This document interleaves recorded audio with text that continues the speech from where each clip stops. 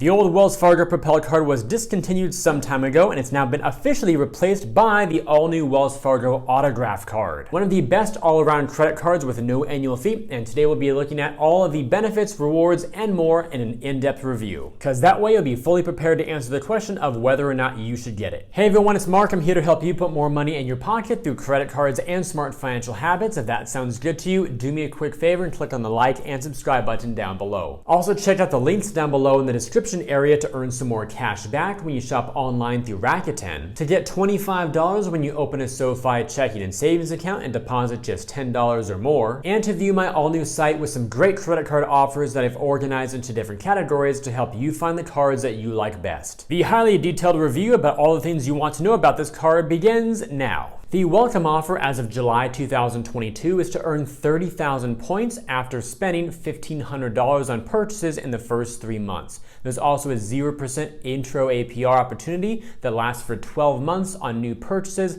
then a variable APR to follow after that. The value of this 30,000 point welcome offer is $300 of cash back or towards travel and other redemptions as well. Now, whether the team at Wells Fargo themselves view the new autograph card as an actual replacement for the Propel is up to them, of course, but to me, I definitely view it that way because of the rewards categories on this card to help you earn points and therefore cash back long term. Take a look at these because they cover so many useful categories, and I think you'll like them a lot. The autograph card awards triple points on travel, transit, gas, restaurants, popular streaming services, and phone plans, then 1% back on all other purchases, all with no annual fee. So whether you're flying on a plane, driving in a car, filling up your car, eating food out at a restaurant, at home watching some shows, or paying your monthly phone bill, this card can award you triple points, which is basically the equivalent of 3% cash back, as you're about to see, on all of those categories. And may I just say, that is highly impressive. Now, I realize a lot of these categories are pretty broad. For example, what counts truly as streaming or for travel, for example, because that does embody a lot of different subcategories, and you might be wondering, well, will my transaction work and earn triple points or not? So I dug through the terms and conditions, and here's what I was able to find. What I did here is I took these 6 main categories that earn triple points and broke them down into their smaller subcategories. So for example, there at the top, you see travel includes airlines, hotels and motel purchases, timeshares, vehicle or auto rentals, so basically car rentals, cruise lines, travel agencies, discount travel sites, so I would assume that the likes of Expedia, Travelocity, etc. also work, plus campgrounds. Then transit includes things like passenger railways, taxis, limousines, ferries, toll bridges and highways, parking lots and garages. And I would also assume that ride shares count as well. Of course, they did not list it there on the website, and I don't yet have the card myself, so I cannot test it in the real world.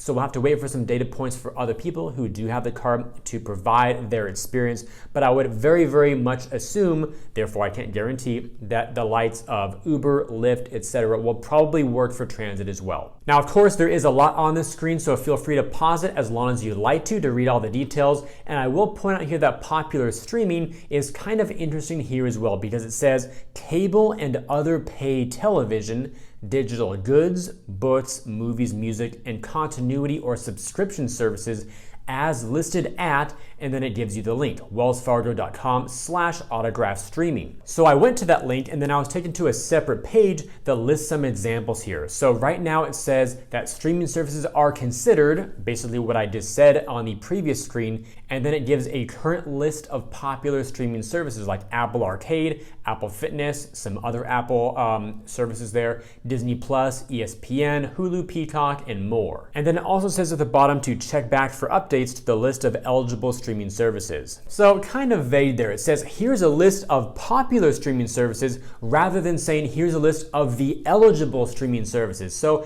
if you go back and pause that screen as well, I'm not sure at this point if just the ones they list will work or if that's just, again, an example and then other ones on top of that could also work too. So again, this card is brand new. The actual fine print plus the landing pages are still kind of vague and leave a lot of room for interpretation.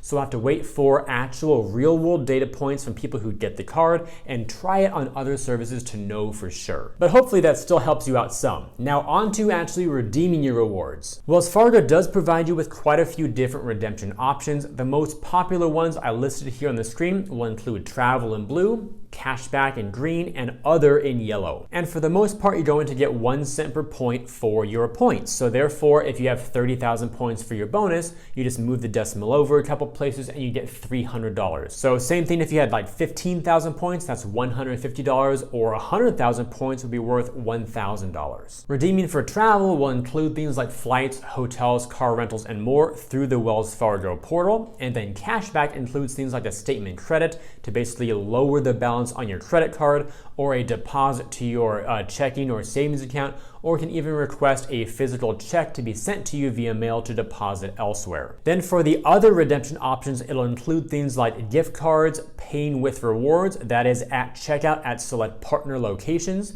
You can shop for merchandise, donate to a charity, gift your points to other Wells Fargo Rewards cardholders, and even contribute to a rewards pool to basically combine your points with other people to redeem for a higher value something. And since the other category has so many different subcategories to it as well, the point value may vary, especially if you go shop online for merchandise or something like that. So overall, I say the best bet would be to redeem for travel or cash back. Travel, of course, if you want to go plan a trip, and then cashback covers most everything else, because if you want to go buy appliances for your home or whatever else, cashback, well, you can do it with that, and that's the most flexible option. Now, even though Wells Fargo does not give you special outsized value with transfer partners or even a 25% or 50% boost like Chase does with their Sapphire Preferred or Sapphire Reserve, or even US Bank with their US Bank Altitude Reserve, Wells Fargo still does give you quite a few travel options and even cashback options that you might want to be aware of. So I'm going to put a few screenshots here on the screen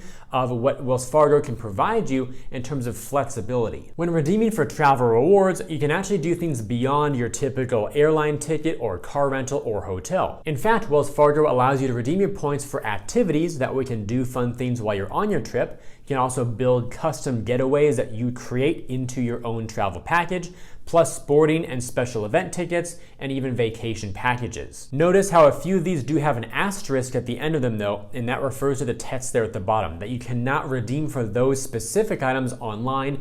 Rather, you need to call a Wells Fargo Rewards customer service specialist at the number there on the screen, and they'll help you through the process to make it all happen. And then moving over to the cashback redemption side, there are also a few cool options here that you might find useful based on your lifestyle and how you want to receive your rewards. As mentioned earlier, a cash redemption option can include a deposit or a credit to a qualifying redemption account, a paper check, or even cash via withdrawal from a Wells Fargo ATM. And unfortunately, Wells Fargo has not yet done away with their minimum redemption requirements. Here they are. If you redeem your rewards by phone or online, you've got to do so in $25 cash reward increments, or in other words, 2,500 point increments. So you have to have at least $25 to redeem in the first place, and then from there it goes to 50, 75, 100, etc. However, if you choose to redeem via a Wells Fargo ATM using your debit or ATM card, you can actually do so in $20 cash reward or 2,000 point increments. So if you're willing to get into your car and go to a local branch and use a physical ATM, you can actually redeem, for example, 80 bucks instead of waiting until you have 100. Anyway,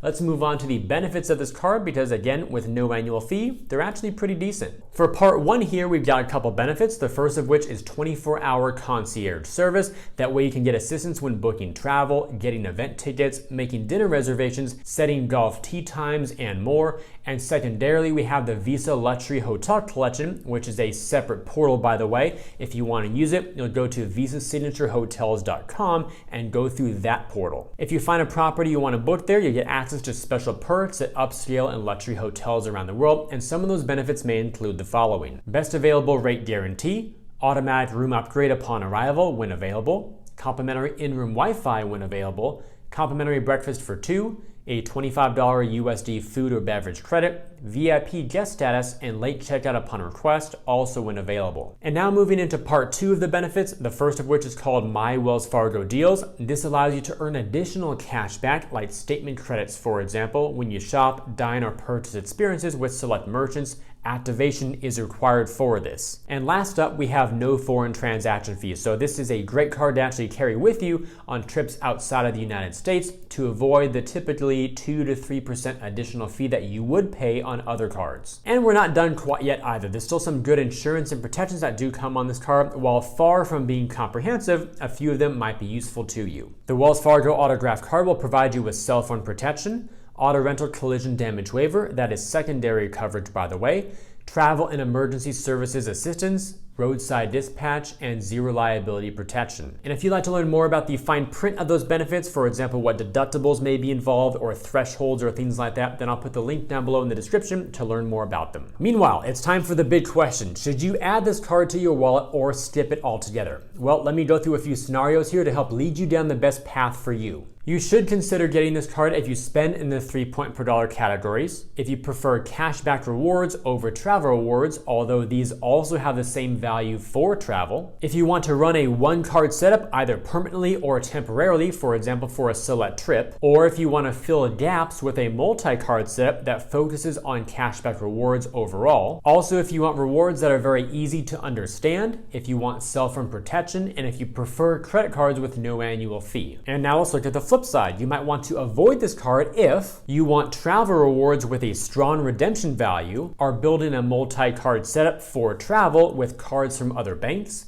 if you want transfer partners, if you want comprehensive travel protections, and if you want a card for non-category spend. By that I mean if you have a decent amount of spend outside of a category that earns an elevated rate beyond 1 point per dollar. So for example, a lot of bills or utilities, other things that would normally earn 1 point per dollar, if you want to capture those and earn double or triple, then you might want to get like a 2% cashback card instead, like the Wells Fargo Active Cash. Because if you want to maximize your return, then you'll definitely want to avoid categories that only would award you 1 point per dollar or 1% cashback, whether it's on this card or any other card. And with all that said, if you enjoyed today's video and believe it could benefit other people, then please help me get it in front of them by liking this video, subscribing to the channel, and turning on those notifications. Also, check out the links down below in the description area to earn some more cash back when you shop online through Rakuten, to get $25 when you open a SOFI checking and savings account and deposit just $10 or more, and to view my all-new site with some great credit card offers that I've organized into different categories to help you find the cards that you like best. Wells Fargo is currently in the process of revamping their entire credit card lineup. A lot of their other cards that you might have heard of in the past, like the Propel, like the CashWise card, like the Visa Signature, etc., have all been discontinued, and they're currently releasing one new card product at a time